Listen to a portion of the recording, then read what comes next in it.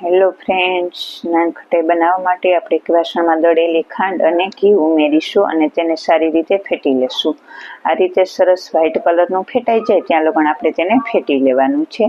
પછી આપણે તેમાં મેંદાનો લોટ, ચણાનો લોટ, થોડોક રવો અને થોડોક બેકિંગ પાવડર ઉમેરીશું અને તેને આ રીતે ડો બાંધી અને તૈયાર કરી લેશું અને આપણે તેની નાન ખટાઈ બનાવી અને તૈયાર કરી લેશું. ઉપરથી આ રીતે શેપ આપીશું અને તૂટી ફૂટી લગાવીશું. હવે આપણે એક વાસણમાં પહેલાં જ નિમક ગરમ મૂકી દેવાનું છે અને નિમક ગરમ થઈ જાય પછી આપણે જે નાન ખટાઈ બનાવેલી છે તે તેમાં બેક કરવા મૂકીશું અને તેને ટાંકી અને 20 મિનિટ સુધી બેક કરીશું.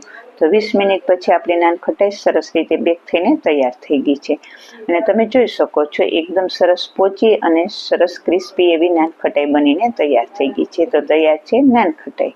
ફૂલ વિડીયો જોવા માટે પેજને લાઈક કરો અને ચેનલને સબસ્ક્રાઈબ કરો. તો તૈયાર છે કડાઈમાં બનતી નાન ખટાઈ.